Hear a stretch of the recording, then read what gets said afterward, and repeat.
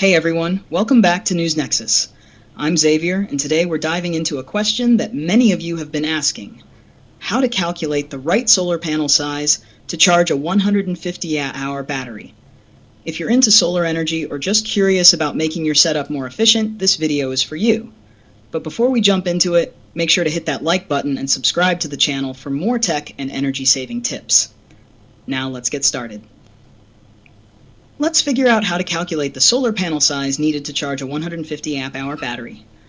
First, this battery has a capacity of 150 amp hours at 12 volts, so we can calculate the energy stored using this formula. Energy equals capacity times voltage. That means 150 amp-hour times 12 volts equals 1,800 watt-hours. This means the battery can store 1,800 watt-hours of energy. Now, most batteries can't be fully discharged. If we assume the battery has an 80% depth of discharge, we'll only be able to use 80% of the total capacity, which gives us 1,440 usable watt-hours. Next, we need to consider how much power the solar panels can generate. Solar panels are rated in watts, and we also have to account for losses due to inefficiencies. Let's assume the charging system is 85% efficient. Also, depending on where you are, you can expect about 5 hours of strong sunlight each day.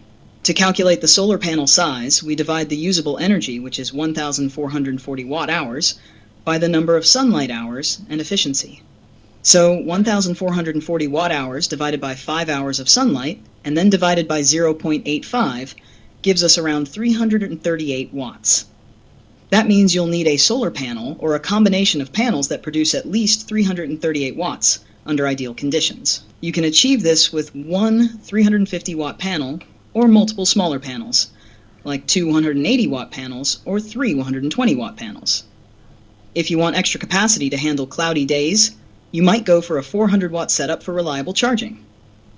In summary, to charge a 150 amp-hour battery in 5 hours of sunlight, a solar panel capacity of around 338 watts is recommended, but a 400-watt system will give you better reliability. And that's it for today's video. I hope this breakdown helped you understand how to choose the right solar panel size for your needs. If you found this information helpful, don't forget to like the video, subscribe to Nexus, and hit the notification bell so you never miss any of our updates. I'm Xavier, and I'll see you in the next video.